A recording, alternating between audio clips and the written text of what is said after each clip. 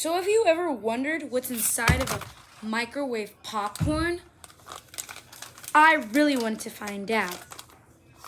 So I obviously have some in my hand, so let's get to it. I did not know how to open it. Maybe a gift card. Maybe my fist.